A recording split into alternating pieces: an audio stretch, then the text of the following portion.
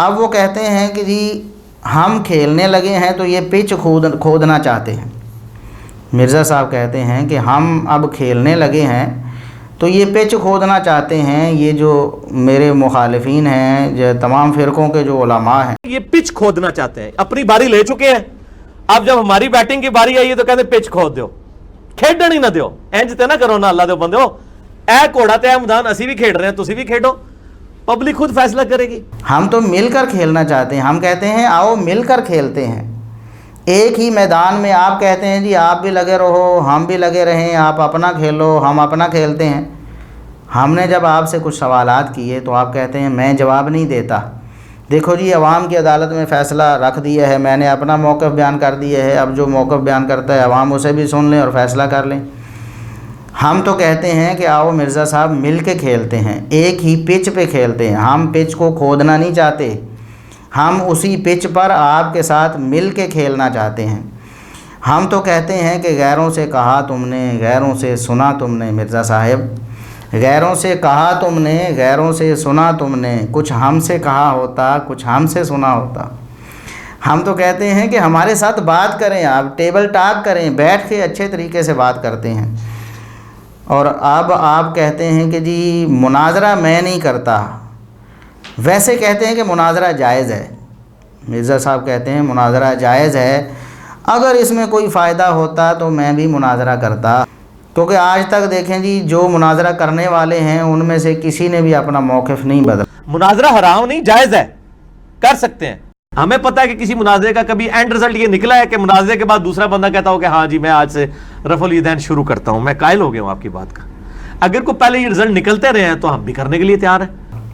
مرزا صاحب فائدہ صرف یہی تو نہیں نا، سننے والے جو سامعین ہیں، اور ہم نے تو آن دی کیمرہ آپ سے بات چیت اور ٹیبل ٹاک کی آپ کو آفر کی ہوئی ہے کہ آن دی کیمرہ بات کرتے ہیں، اس کو لائیو بھی چلائیں گے اور پھر اس کے بعد یوٹیوب پہ اس کو چڑھائیں گے، ساری دنیا کے سارے لوگ دیکھیں گے۔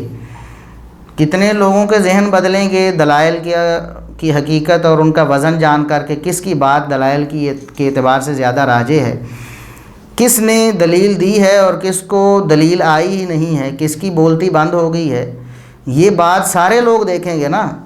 تو خود عوام کی عدالت میں فیصلہ ایسے جائے گا اور یہ فیصلہ کرنا آسان ہو جائے گا۔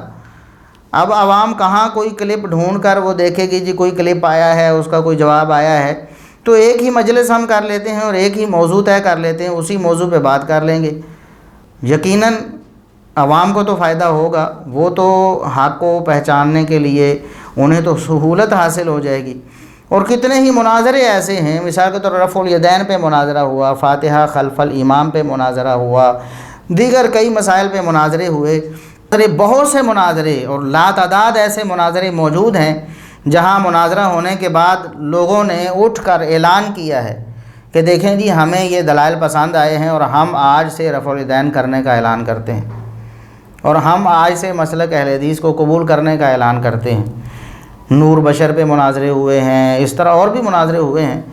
بھی دیکھیں مناظر اگر اپنی حد درمی سے کسی بات کو تسلیم نہیں کرے گا جو مد مقابل ہے، اگر آپ حق کہہ رہے ہیں یا میں حق کہہ رہا ہوں، دنیا میں جو دیکھنے والے لوگ ہوں گے وہ بہت سارے متاثر ہوں گے، اور موقع پر بھی ہوں گے، اس موقع پر جو موجود ہوں گے، اور بعد میں جب تک دنیا ان کو دیکھتی رہے گی دنیا فیصلہ کرتی رہے گی۔